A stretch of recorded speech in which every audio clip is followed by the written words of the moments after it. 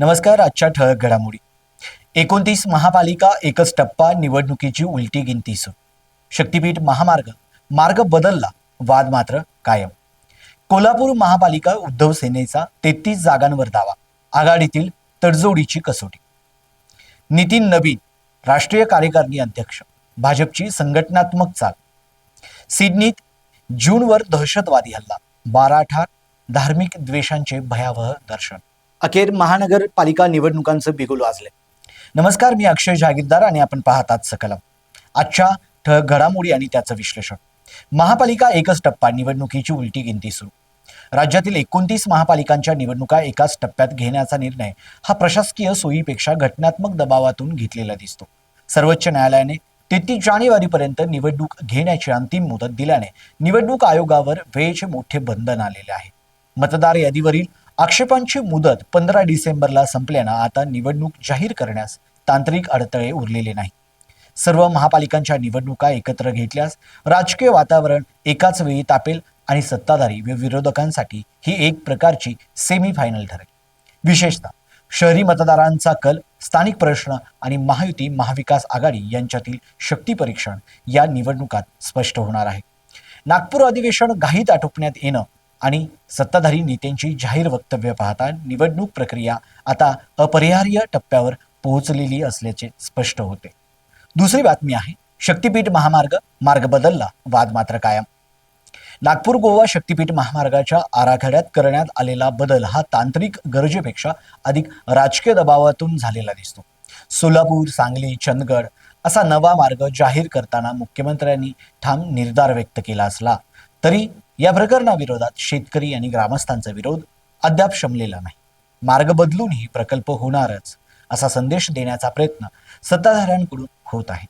एकीकडे हा महामार्ग मराठवाडा व दुष्काळी भागांच्या विकासाचे स्वप्न दाखवतो, प्रवासाचा कालावधी कमी करण्याचं आश्वासन देतो.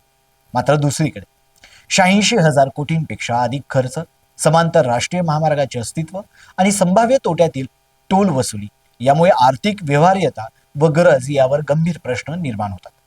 राजू शेट्टी यांनी केलेले आरोप प्रकल्पाच्या पारदर्शकतेवर आणि राजकीय अर्थसंबंधावर संशयाची छाया टाकतात.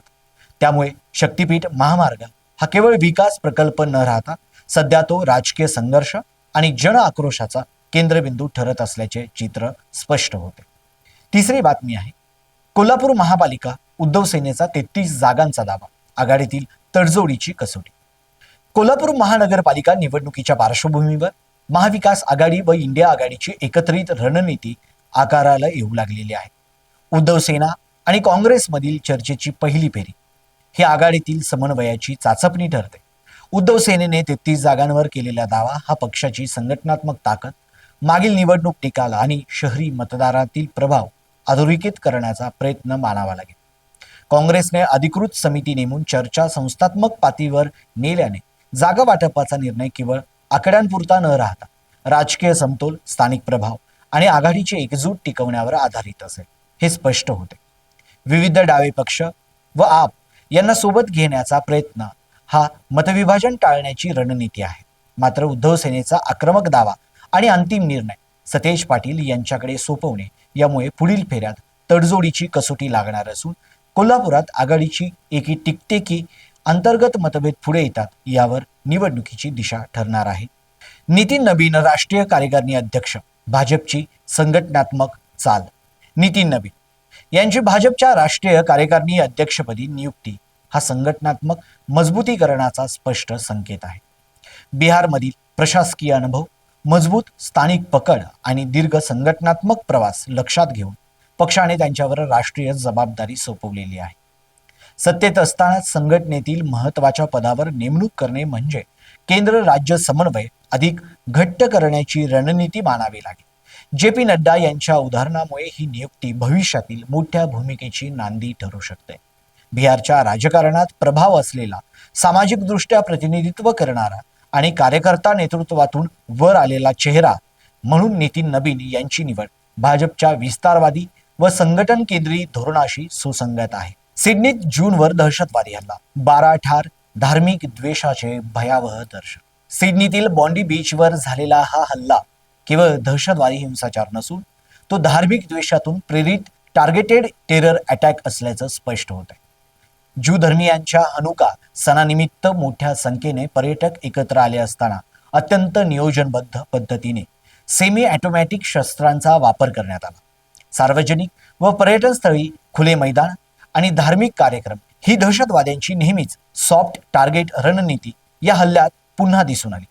ऑस्ट्रेलियासारख्या सुरक्षित मानल्या जाणाऱ्या देशात असा हल्ला होणे हे जागतिक पातळीवर वाढत चाललेल्या धार्मिक कट्टरतेचे आणि ज्यू विरोधी हिंसाचाराचे गंभीर संकेत देणारे आहे. एका सामान्य नागरिकाने दाखवलेले धैर्य आणि पोलिसांची तत्काळ कारवाई मोठा अनर्थ टाळणारी ठरली असली तरी 12 निष्पाप लोकांचा मृत्यू हा सुरक्षा व्यवस्थेतील प्रश्न अधिक तीव्र करतो. इस्रायलचा निषेध आणि ऑस्ट्रेलियन सरकारची स्पष्ट भूमिका या घटनेचे आंतरराष्ट्रीय राजकीय पडसादही उमटणार असल्याचे चित्र आहे. अखेर महानगरपालिका निवडणुकांचं बिगुल वाजले. बहुप्रतीक्षित असणाऱ्या महानगरपालिका निवडणुका आता होणार आहेत. राज्य निवडणूक आयोगानं आज घेतलेल्या पत्रकार परिषदेमध्ये आजपासून आचारसंहिता लागू केलेली आहे. या संपूर्ण निवडणूक प्रक्रियेचा कार्यक्रम या पद्धतीने असणार आहे. नामनिर्देशन फॉर्म भरण्याचा जी तारीख आहे ती 23 डिसेंबर ते 30 डिसेंबर 2025.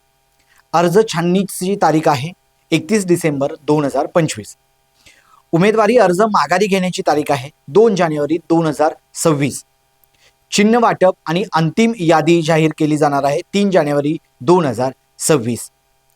मतदान जे होणार आहे ते 15 जानेवारी 2026 आणि मतमोजणी होणार आहे 16 जानेवारी 2026. ह्या होत्या आजच्या ठळक घडामोडी आणि त्यांचं सविस्तर विश्लेषण. आजचा व्हिडिओ तुम्हाला आवडला असेल तर लाईक शेअर करायला विसरू नका. तसेच तुमच्या प्रतिक्रिया आमच्या कॉमेंट बॉक्समध्ये नक्की कळवा आणि आपल्या हक्काच्या सकलम चॅनलला सबस्क्राईब जरूर करा. धन्यवाद.